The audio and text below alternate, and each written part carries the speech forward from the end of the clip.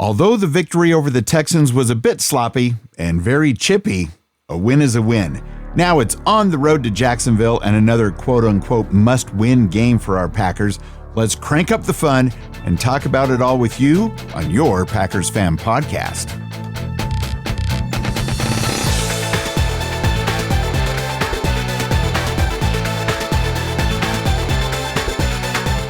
I'm Scott Clark from the Gaming Outsider Podcast, and I was sure to wear my victory tie to work on Monday this week. Things were a little too close for comfort, but I'm very relieved that the Packers pulled off a win against the visiting Houston Texans. With 7 different lead changes, I definitely needed a drink after that final drive, though, let me tell you. Same. I'm Wayne Henderson, and that game was so much more stressful and frustrating than it should have been. I totally ran out of paper bags to breathe into, so if we meet them again in the Super Bowl, I'm going to need to restock on the paper bags, okay? Anyway, on this 305th edition of your Packers Fan Podcast, we're going to recap the highs and the lows and everything else from the Packers' victory over the Texans, and wait until you hear some of the feedback from your fellow PFP listeners this week. And our Packers are heading out to Jacksonville to face the Jaguars, and we're looking forward to previewing the game with you, which of course includes my keys to a Packers victory. Let's jump right into this past week's contest, starting with the leaders for the Packers in the Packers-Texans game. Starting off with passing, Jordan Love, obviously. He had 24 out of 31 passes for 220 yards, 3 touchdowns, and 2 interceptions, all rounded out to a 95.5 passer rating. On the rushing side, Josh Jacobs, 12 carries for 76 yards and 1 receiving touchdown. On the receiving side, Romeo Doubs, 8 catches for 95 yards. And on defense, Evan Williams, 9 tackles, 6 of them all by himself. I feel like I say this every week, but I love that the receiving leader is different every single week. Who's it going to be next week, Scott? We don't, I don't want to say we don't have a star receiver. We kind of don't have a star receiver. They're all have equal measure, and they're all great. It's just really good to see. And even on defense, Evan Williams, they were showing some replays of his stuff from previous games, and he just kept being all over the field. So really, really loving seeing how just spread out we are on offense and defense. Let's kick things off with the opening offensive drive. We had a 41-yard return by Nixon, called back 28 yards for a holding call. That was a frustrating way to start. But the very next play, Doubs catches a 23-yarder to earn it back. And then, unfortunately, Love throws an interception, which was tipped. But it was tipped by a defender, so it's not like we can just not say it wasn't, he wasn't to blame at all. But, yeah. For that one. Not a great opening drive. The opening defensive drive, the Texans started on the Packers' 11-yard line, and thankfully the Pack dug in, held the Texans to a field goal, so they did lead us 3-0 at that point. But to make matters a little bit worse, the Packers were called for an unsportsmanlike conduct penalty, which was assessed on the kickoff, and I'm already starting to smell the yellow flags from here. Yeah, thankfully it wasn't too bad the rest of the game. We got more positives to talk about for sure. Rashawn Gary had a sack on first down. It came after a big pass play, which was a huge help. Unfortunately, the next play was a huge gain, which set up a 3rd and 1. Stroud converted the first down, but thankfully another sack on 3rd down by McKinney pushed the Texans out of field goal range and forced a punt. The Packers started inside their own 10, and they had a long 92-yard drive that was capped off by a beautiful diving catch by Tucker Kraft. Kraft, Pack and Cheese himself. Oh, boy. And McManus put one through to give Green Bay their first lead of the day, 7-3, and this was the first lead change of many as well. It was a seesaw for sure. Dontavian Wicks had that excellent 30-yard touchdown catch, and right before this play, there was some question about whether or not Love threw a backwards pass. He didn't. It wasn't complete, and it was recovered by the Texans, but the refs called it an incomplete pass, which is correct. Love got the next snap off quickly before a challenge flag could be thrown and found Wicks around the 5-yard line. He ran it the rest of the way in, extended the Packers' lead to 14-10. So the leads were changing, touchdowns were happening, and that was pretty quick thinking by Jordan Love just to be on the safe side. Absolutely, and I kept watching that play, and all the commentators and whoever they had in the booth that time kept saying, that might be a it did not look like a backwards pass to me. I know I'm biased, but it seemed clearly going forward to me. I don't know why that one was such a contention, but moving on with the positivity, this is really cool. Jacobs finally gets his first career touchdown pass in the opening offensive drive of the first half. Texans got the ball in the opening of the second half, but the Packers forced a punt. Packers started on their own 21-yard line, came out the gate swinging after that. It was a beautiful drive with 6 points to cap it off thanks to the catch and run by Jacobs. Packers lead again 21-19. And yes, another lead change. How about the very last lead change? Welcome to Green Bay, Mr. McManus. Not only did he nail every single point after attempt, but he hit the game-winning 45-yard field goal to give the Packers the win as time expired. A pretty cool shot of him doing the Lambeau leap after the big win. Huge smile on his face. Happy Packers fans everywhere. We win the game 24-22. Can I get a Go Pack Go? Go Pack Go indeed. And I tell you, I was on the edge of my seat. It was. Too. I did not think they were going to get down a field goal range, but Love pulled it off. And, he's an untested kicker with us. It's his first. He was signed, 3 days prior, something like that? I'm probably exaggerating, but just very recently been on the team and able to pull off a game-winning field goal. It's just a pretty cool thing to see. It's hard not to be happy with this move. They finally cut loose of Narveson, and here we are with McManus, and let's bring it. It's working so far. One thing that wasn't working, some lowlights, unfortunate turnover. Nixon was back to get the punt return. He let it bounce instead of catching it, and the ball ended up hitting Ballantyne. It was recovered by the Texans, again on the 11-yard line. Unfortunately, it was the 11-yard line of the Packers. So it didn't take long for Mixon of the Texans to punch it into the end zone for 6. The Texans were leading 10-0. And I believe that was Mixon's touchdown where he tried to do a Lambeau leap, but was denied. Yeah, that was pretty funny to see. That was great. Love also threw a second interception at the 4:18 mark of the first half. In my opinion, he's simply trying to force it into double coverage, or at least what looks like double coverage by the time the ball gets there. Texans started on their own 45, and Mixon was able to run in the end zone again for another touchdown. And here Houston attempted the 2-point conversion. McKinney was called for pass interference, so they got a second shot at it from the 1-yard line. But this time, Evan Williams stuffed Mixon, keeping the score 19-14. This was the third takeaway of the game up to this point, which allowed a total of 16 points to be scored. So that was really cool to see. No, it's not really cool to see.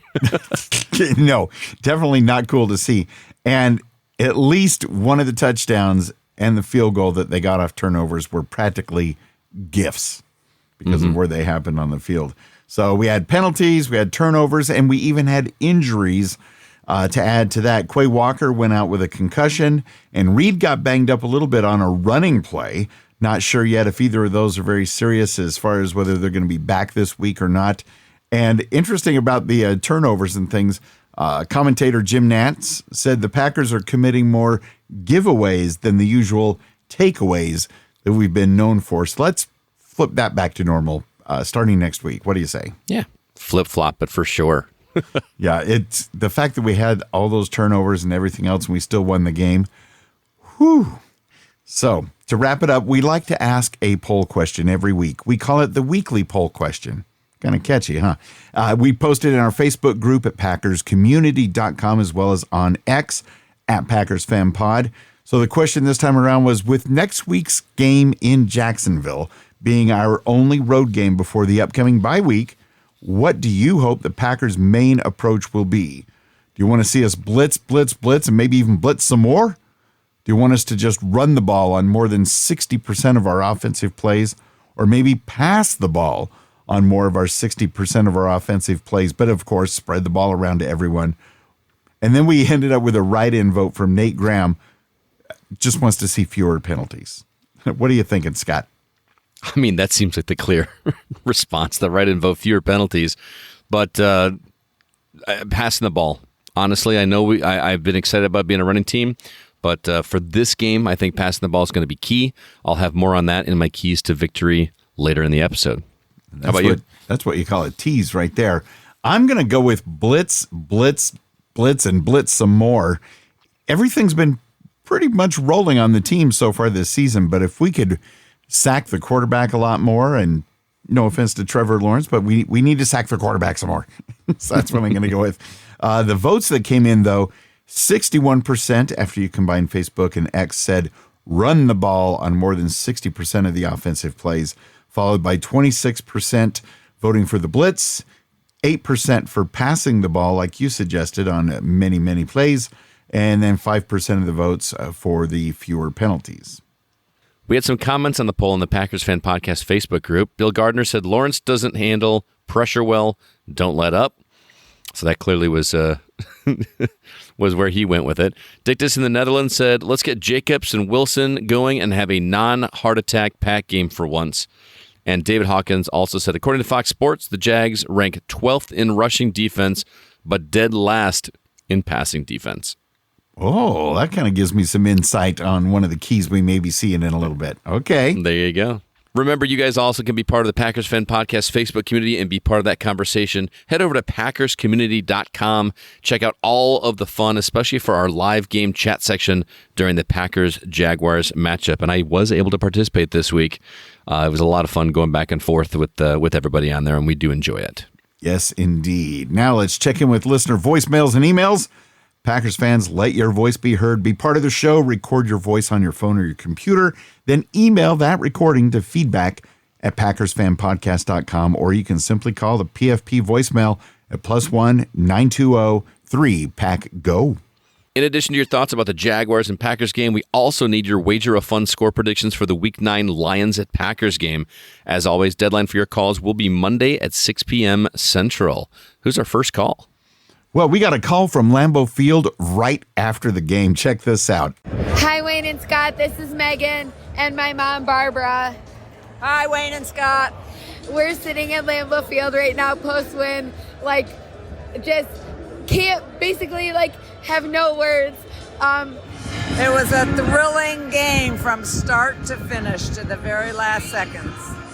That was a heart attack Pack game. I just can't believe it. Welcome to the team, Brandon McManus. We have a kicker. They tried to ice the kicker, and it didn't really work. And he still kicked it and won us the game. And I just can't believe that we were here to witness it. And it was a little bit stressful. And, like my mom was saying, there's things that we have to work on, but there's always going to be things we have to work on. And a win is a win. And we just had to give a shout out to the podcast immediately after the game from Lambeau Field, Green Bay, Wisconsin. Go Pack, go, baby. Let's freaking go! Yes! Go Pack, go indeed. How cool is it that Megan brought her mom in on the call? I feel like I'm in the midst of celebrity right now. Someday we'll get to meet Megan. Someday we'll have to meet her mom as well. She sounds like an amazing person. So really appreciate the insight right after the game. Always great to hear from you, Megan. Love hearing it. Absolutely. And then Megan gave us a call and sent in a message the day after. And you know how when you totally blow out your voice at a game, how it sounds the next day? This is Megan calling again on Monday afternoon because, I have to give such mad props to our defense, Jeff Hafley. I mean, what a considerable turnaround from the past few years defensively.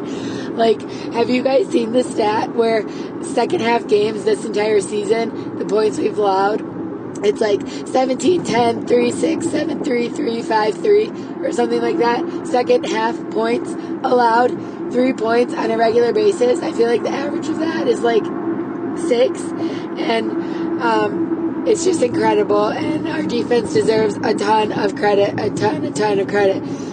They're everywhere. I love how different people get sacks, like Eric Wilson coming out and getting 2 yesterday. Oh my gosh, my voice. Bear with me. This is when I should send the email for sure. So, Tucker Kraft is back. That touchdown was sweet. That was right in front of our eyes. I'm going to have to whisper and you're going to have to turn the volume up. But it was awesome. Good for him. Sweet for Josh Jacobs to get that receiving touchdown. I said it last week and I'll say it again. Jordan Love is risky, and he makes some risky calls and some risky throws, but at the end of the day, he's super fun to watch. And Matt was getting pissed about them comparing him to Brett Favre, he's so much better than Brett Favre. He has such a long career ahead of him, and I'm super glad to have him and leading our team. And I already gave mad props to the kicker. It's really cool to have a kicker come in and make these field goals that win us the game. And it's like Narveson, maybe he could have made it, maybe he wouldn't have, but he's more likely to have choked than not. And we need reliability in that position. So that was awesome. The energy at Lambeau was just wild. It was electric. It was so much fun. Just absolutely surrounded by Packers fans, and everyone was pumped. Everyone was just amped up for the team and the game, and the weather was beautiful, and it was just lights out. Best game in the world. Best game I've ever been to. So that was amazing. And we got Jacksonville next week, so let's not get too cocky, boys, and let's keep rolling. Let's go! Absolutely, Megan. Thank you so much for recording and sending that in the next day. Drive safe, and I'm sure your voice will get a little bit better each day, but we could really feel the energy and the fact that you were there at Lambeau Field, and the fact that Tucker's touchdown happened right in front of you and your mother there in the end zone. That's amazing, because you know that play was going to happen. You're just watching Tucker, and all of a sudden, boom, touchdown. I feel so bad for her. She sounds like, I know losing your voice isn't painful, but it sounds painful. Get some hot tea and some lemon. Take care of your voice, Megan. I love that she called in anyway, even though she was struggling clearly. But always great to hear from you. Yes, and definitely props to Jeff Hafley. That second half defense, those stats that she rolled off, that's fantastic. So the halftime adjustments, they are a real thing. And, of course, Jordan Love with the risk and the reward. Have you seen that meme where there's the little angel or the devil on Jordan Love's shoulder? On one shoulder, there's Aaron Rodgers. Little Aaron Rodgers telling him to be careful, be safe with the ball. And Brett Favre on the other shoulder saying, screw it, just throw the ball. That sounds about right, yeah. Oh, let's see who else sent us a message and emailed it in to feedback@PackersFanPodcast.com. Hey guys, Shea Walters here from SoCal. Wow, what a game, man. I tried to record it this morning, and I got back from church and it wasn't recorded, and I guess it wasn't played out here. It was ridiculous. I don't know why it didn't show up, but I started watching around halftime, and was pretty good game. I mean, it was exciting all the way through. Then in the end, you got that feeling like, oh my gosh, it could go either way here. But boy, when the field goal kicker came in, I had this sense that I haven't had all year that, he's going to make it and everything's going to be good. And he came in and delivered, and it was a great feeling, I'll tell you. And I think we've taken another step, towards being a championship team. I'm just a fan, though, no expert. Let's hear what Tony Romo has to say about it. Green Bay is a real formidable Super Bowl contender. And I think this Green Bay defense is showing signs of becoming a really dominant unit. I think right now the Packers showed that they just have a little bit more juice as far as the weapons. And hats off to this Green Bay staff. They definitely had a great plan, and the players executed at a high level. So I agree with all that. Anyway, on to Jaguars. Should be a less stressful game, hopefully. And go Pack, go. Go Pack, go indeed. Thank you, Jay, for the voicemail. Am I the only one that's a little tired of Tony Romo? I appreciate his thoughts right there, but he is saying some stuff that's just starting to get on my nerves. Really? I still like the Tony Romo. And I like that he's from Wisconsin and enjoys the Packers and says nice things. I mean, all the different commentators and announcers can get on your nerves now and then, like Sunday Night Football, Chris Collinsworth, he can get on your nerves. And see, but he's like more fundamental to me. He doesn't say goofy stuff. I like goofy, but you knew that about me already because that kind of stuff really saves our bacon and what have you. And that's like he's like, Madden said goofy stuff. I'm just going to do that as well. But yeah, Madden had a little bit of a different art to it. Well, that's true. That's true. And on a quick side note, I will give props to Tom Brady. He's getting a little bit better each week on his broadcasting. There you go. First game or two of the season, a little iffy, but the Packers taking a step towards being a Super Bowl contender. That's always good, Jay. And yeah, regarding seeing the game, it was not broadcast over the air here in Southern California. I forget which network was which, but one of them was showing Raiders versus Rams, which, two really powerhouse teams on their way to the Super Bowl. Lol. And then the other network wasn't even showing a game in that time slot. So thank goodness for the Sunday ticket. I would have, I don't know what I would have done besides panic. I think it's interesting that Tony Romo chose this game to say that the Packers are taking a step towards being a Super Bowl contender when this was the sloppiest game they've had in 4 or 5 weeks. This is the moment that you realize that. I don't know. That they've been doing pretty well. I feel like this was not quite an ugly win, but it wasn't a pretty win. You know what I mean? I think part of it might be because the win was against the Houston Texans. Maybe. And that's saying something. That's saying something.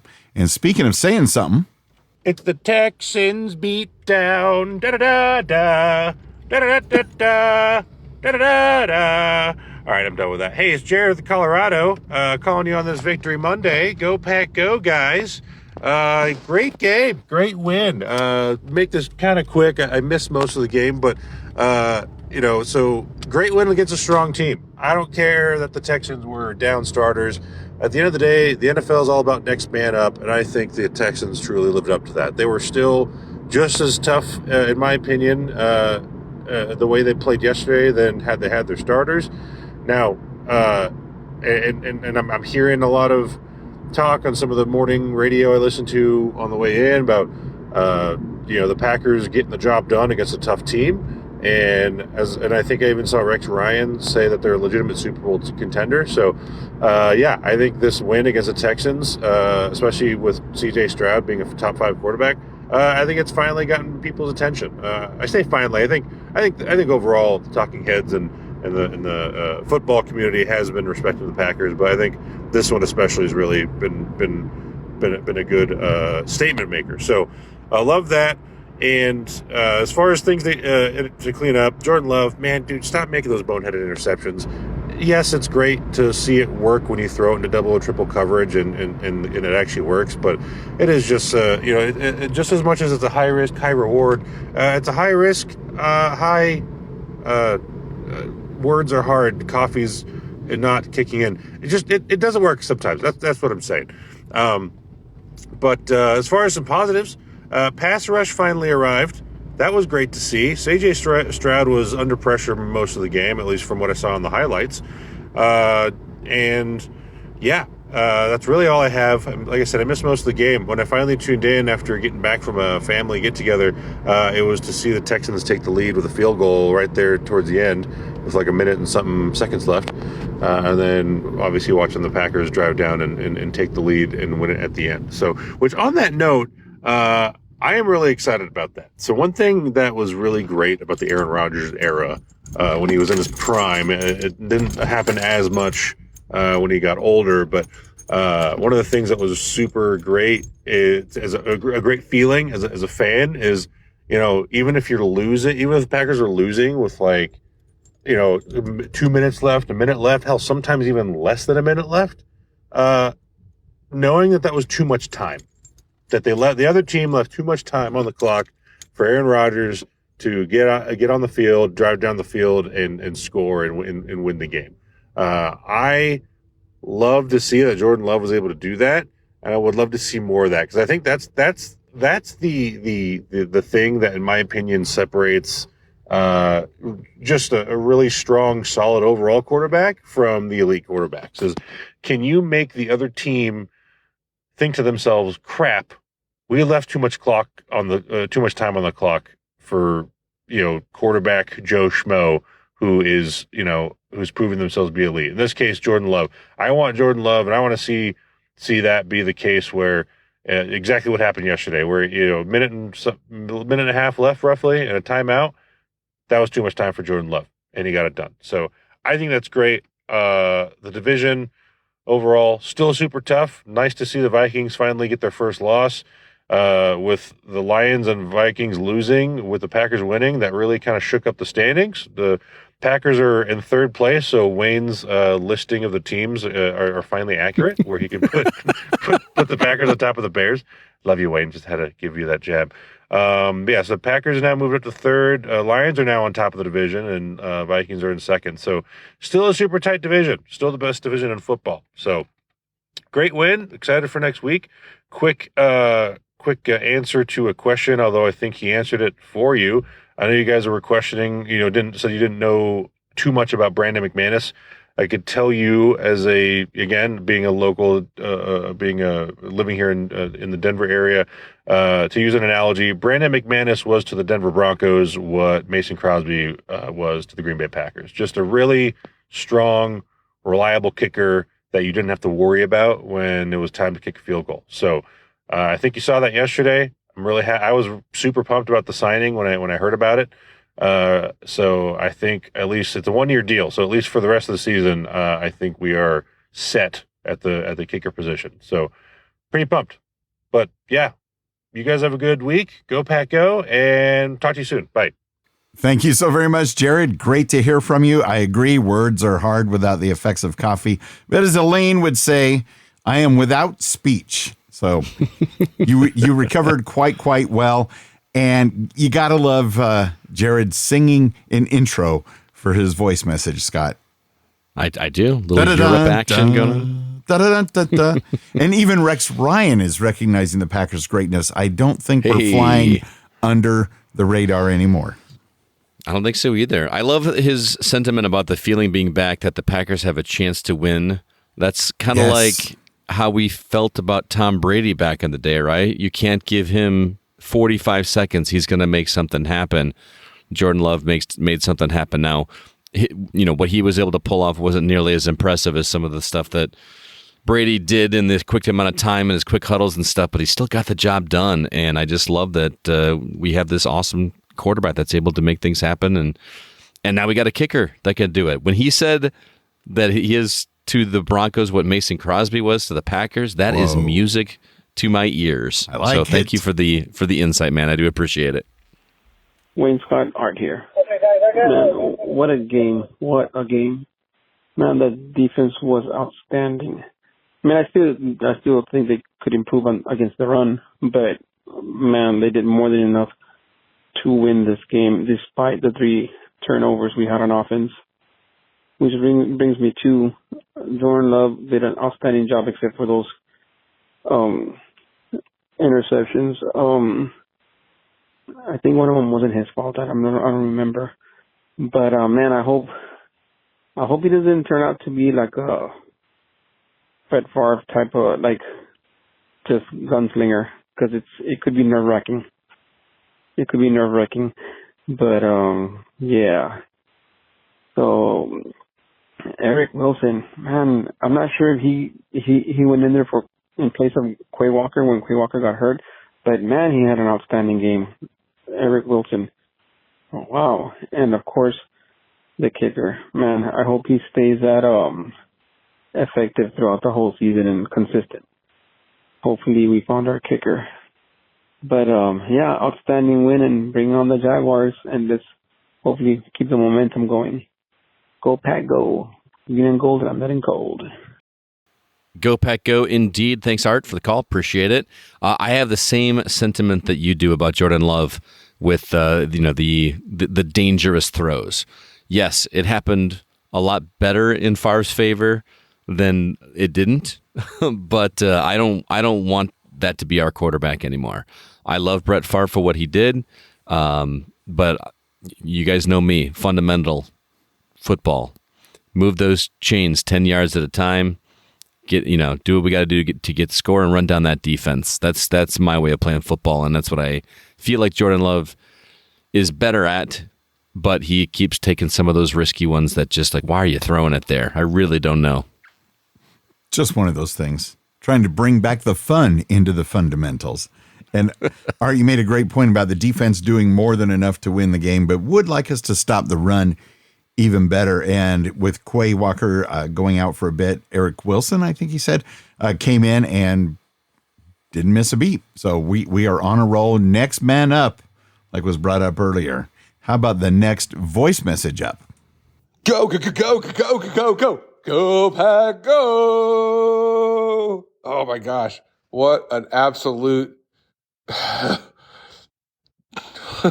edge of your seat, shaking. Oh, my gosh, what's going to happen?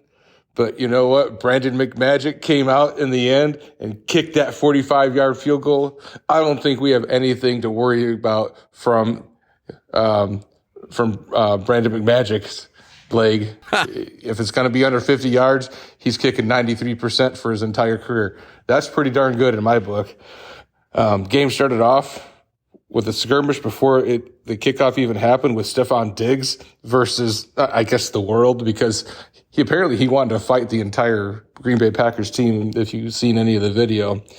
I'm wondering if he's second-guessing that, because he ended the day with only 23 yards of receiving. That pass from Jordan Love to Tucker Kraft, it might have been 75 degrees out, but Love threw an absolute frozen rope during the winter storm warning with that whiteout. And I was really shocked to see so many white jerseys and white shirts out there. I didn't really expect that. That was awesome to see fans get behind their team. Also so happy for Josh Jacobs to get his first touchdown reception. It only took him 212 receptions, which was the most for a running back in the NFL ever. They held the Texans to under 200 yards of total offense. Love, I'm hearing a lot of comparisons to Favre with the gunslinging style of play. The interceptions are annoying, but look at the completions. Look at the touchdowns. He's a young player, still figuring it out. And I tell you what, if he wins 3 MVPs and leads the team to 2 Super Bowls and wins one of them, I'll be one happy camper. One thing that didn't make me a happy camper were all the penalties. I think there was 8 penalties. Again, they went back to their undisciplined ways. The miscues on special teams by Keyshawn Nixon, instead of Carroll calling a fair catch. And then that ball hitting, I think, Valentine in the leg. And then Jaden Reed inexplicably, fielding that punt at the 3-yard line, running it back into the end zone and getting back out to the 4. Speaking of, I don't know why Jaden Reed is still catching punts. Just put Keyshawn Nixon back there. He's the best one to do it. Jaden Reed is too valuable to the offense. I said it last week. Just stop doing it. It doesn't make any sense. We were -3 in takeaways, but I think is really awesome and shows the team's resiliency. Teams with a -3 turnover margin are 82-753 with 2 losses. And we won that game. We won that tough game. We overcome so much adversity that was put onto ourselves by the team. But that was great to see. The 2 losses that we have were only by 7 points, so that's encouraging. Eric Wilson, wow, 4 tackles for loss, 2 sacks in relief of Quay Walker. He wasn't even the starter. And how about Daniel Whelan? He had a 56.8-yard average punt, which is the second best average since Roy. Somebody may know this, maybe, of course, Wayne. Roy McKay. Do you know him? He played for the Packers back in the day. But versus the Chicago Cardinals in 1945, he had a 62-yard average. So Whalen had the second best punting average ever in Packers history. That's pretty darn awesome. Anyways, I got a buddy of mine here that he was delivering supplies to those affected by the floods in East Tennessee. Going to go spend some time with him. I haven't seen him for about 15 months. And what else you got to say? Go, go, go, go, go, go, go, go, go. Go, Pack, go.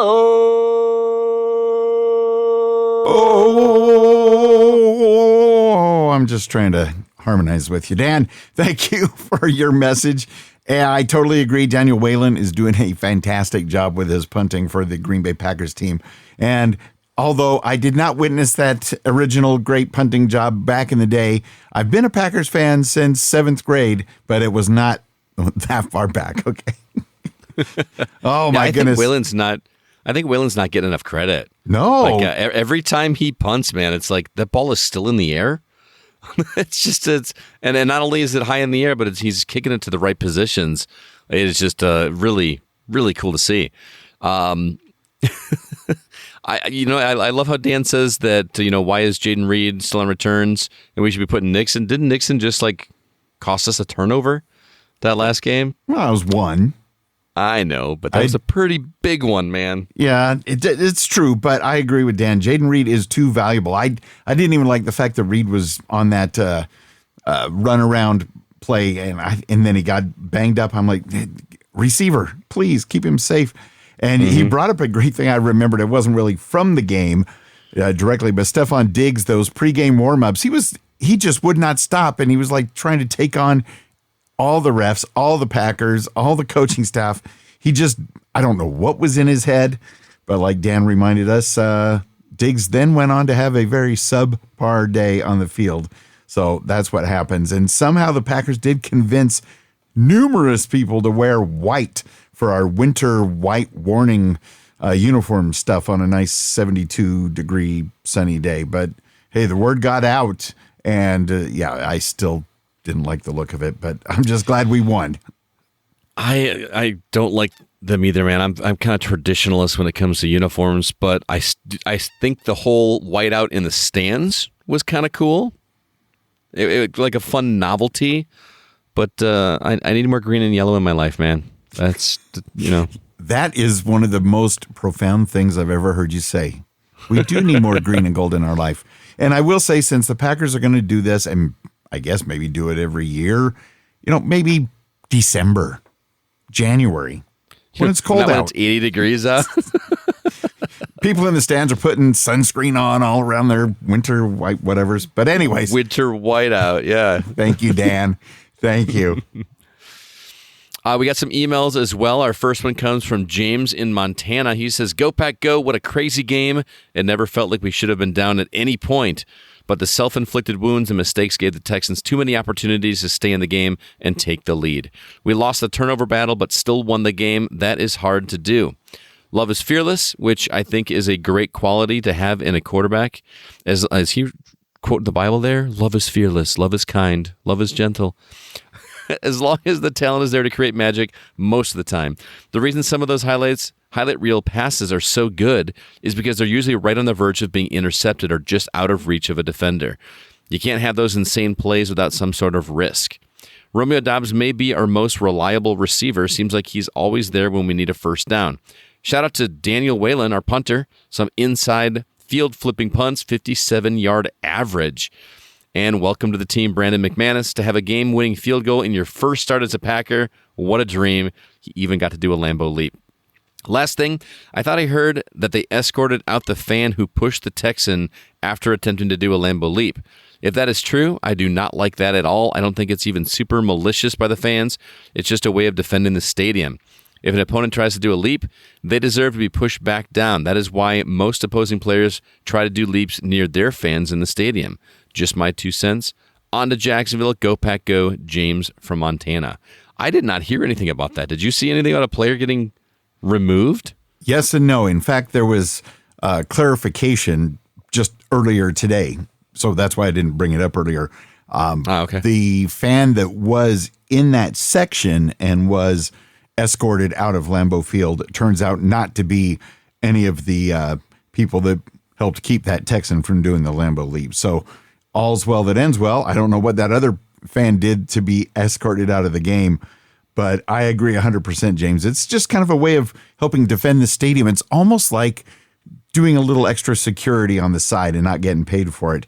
And I thought they did it in a very fun-mannered way. Nobody was hurt. It's not like they punched him in the face, spilled beer on him, and shoved him onto the ground. Yeah. I remember watching the game years ago where somebody leapt, and then one of the fans took their jersey off and was like wiping down the wall, like they were cool. cleansing it from whatever germs, whatever came from the other team. I thought that was pretty funny because they had a big smile on their face, like, no way, not in our house kind of thing. I thought that was pretty funny. Exactly. We cannot allow that. But excellent email, James, and nice reading and reciting of the email in James's voice that you did there, Scott. And the fact that we lost the turnover battle but still won the game, I agree. Very, very difficult to do. And yeah, things are coming together in every phase of the Packers game. And here's hoping they take all of that magic down to Jacksonville, because your 5-2 Green Bay Packers are on the road to go up against the 2-5 Jacksonville Jaguars Sunday, October 27th at 12 noon Central Time on Fox. So no Tony Romo this week for you, Scott. The Green Bay Packers lead this legendary series 5-2, going back to when gold was only $387 an ounce. That was September 24th, 1995. The Packers won 24-14 in Jacksonville. And what's interesting is this 10-point victory is still the largest win by either team in this series. The average win between these two teams is 4 or 5 points. So buckle up and get ready for last-minute shenanigans yet again. The history between the Jags and the Packers pretty sparse so far, although it's notable that after playing about a decade for the Jaguars, the Packers finally snagged Mercedes Lewis and had him play for us for a few years, which was fantastic. Good old big dog. And it's even though it's starting to feel like fall everywhere except for here in California and Florida, because Sunday afternoon's weather in Duval County looks to be mostly sunny, 82 degrees Fahrenheit at kickoff. That's about 28 degrees Celsius and 62% humidity. So hydrate, gentlemen, hydrate. Yeah, watch out for those cramps. That's for real. But moving on to the game, I got some keys to a Packers victory over the Jaguars. First off, strategy number 1, back to passing priority. I alluded to this earlier. As much as I love to see the Packers with an incredible running offense, I think that this is the week to focus more on the passing game. The Jaguars are 29th in the league in total yards allowed and 31st in the league in passing yards allowed. On the flip side, they're 7th in rushing yards allowed for the season. It seems pretty obvious to me that exploiting that weaker secondary is going to be the name of the game this week. But I just ask that Jordan Love not take quite as many risks with throws winding up into double coverage, especially the way he did against the Texans. Just take it 10 yards at a time, please. I would appreciate it. Strategy number 2, special teams. While I'm very happy with how the special teams unit adjusted just fine with McManus, there are some glaring errors that need to be corrected on that front, especially on punt returns. This is fundamental football that needs to be addressed sooner than later. Thankfully, Matt LaFleur's team is solid when it comes to making adjustments this year. We've seen that a lot with the halftime adjustments, so I see this being corrected immediately, if not sooner. Strategy number 3, don't get comfortable. This game has the potential to blow wide open for the Packers early on, and the Jacksonville defense is pretty banged up and not solid against the pass this season. I would predict that Green Bay will take an early lead in this matchup, and they should not rest on their laurels even a little bit. Last week, the Jags were down 10-0 and then wound up scoring 25 unanswered points in the second and third quarters. There's never a good time to let up with the gas, even though the warmer climate will make it very tempting to do so. So in a word, dominate. Dominate! Well done, Scott. Great keys to victory. And yes, if the Jags defense against the pass is that low, let's throw the ball, but not go crazy. Absolutely. Well done. Once again, to move on to our 2024 season wager of fun, the week's score was 24-22 in favor of the Green Bay Packers. My prediction was 34-24 with a differential of 12. Wayne's prediction was 30-28 with a differential of 12. Wow. So for 2 weeks in a row, Wayne, we tied. Unbelievable. I don't know if that's ever happened. Not 2 weeks in a row. I don't think we've even tied twice in one season. Yeah, that's kind of crazy, 2 weeks in a row. On the Packers Fan Podcast listener section, Mr. Dan Dowler was the big winner this week. He had his predicted score of 24-21, which is only a differential of 1 point. He was 1 point away from perfectly guessing the score of that game. Well then. Yeah. So your matchup with me, Wayne, still currently sits at 3-0 in favor of you. And we have a 5-way tie with the listeners. Brett Connor, David Newman, Jay Walters, Garrett Stritzel, and Dan Deiler each have 1 win apiece. And that brings us to this week's predictions for Packers at Jaguars. I think it's going to be a pretty high-scoring game. I think Green Bay is going to do 33. Jacksonville is 21. And what say you, sir? I'm going to go with Packers 36, Jacksonville 24. So a similar spread, but I do think the Packers are going to take care of business. I wouldn't be surprised if we don't roll a 40-burger up on the Jaguars. I won't be surprised if we have another tie, because looking at those numbers, that is quite possible again. Could happen. I doubt it. It'd be pretty wild if that happened again. Our Packers Fan Podcast listener picks for Week 8 of the PFP Wager of Fun. Garrett Stritzel says Green Bay 35, Jacksonville 13. David Newman, Green Bay 31, Jacksonville 20. Jay Walters, Green Bay 33, Jacksonville 17. That's pretty close to my prediction, I believe. Let's see, what did I have? Yeah, pretty close. And Brett Connor in the UK, Green Bay 30, Jacksonville 21. Excellent, excellent. So the NFC North, things got shook up this week. The Lions are currently in first place at 5-1 because they beat the evil Vikes. So they are falling to 5-1. The Lions just had the tiebreaker. We are now 5-2, and the Bears are 4-2. Like it was alluded to in the voicemails, Wayne's finally got the things right in the right order without putting his thumb on the scale. This is the only division with all 4 teams having 4 or more wins. The Lions beat a 5-0 team for the first time in 50 years. And I believe I mentioned last week on the show that the Vikings, coming off their bye, that they're going to be playing some tougher teams and will likely lose at least their first game after the bye week. And here we are. There we go. Let's keep that rolling. Yes. I'm tired of the Vikings winning. Absolutely. And around the NFL, the Washington football team, for having such a terrible name for a team, they are for real. So we may be facing them in the playoffs. Yes, I said playoffs. But who's not real? The 49ers. And I don't know what happened. And it's also interesting that Devontae Adams' last 2 losses were both to the Steelers. Yeah, he got traded in between.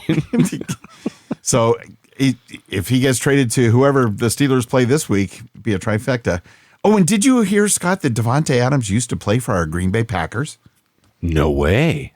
It's amazing. It's a revelation. And what's weird is we've had a few weeks of bye weeks already, and there's many more to come, but nobody's on a bye week this week. Weird. Is that normal? Does that normally happen? I feel like the bye weeks are all together. I don't know. Must have been how the AI-generated schedule projections came out, but nobody's on a bye, so there you have it. Interesting.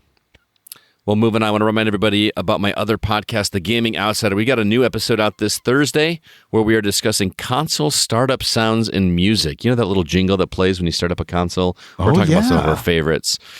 You can hear my show at the same places you listen to this one, and you can find our website at thegamingoutsider.com, and I hope that you do.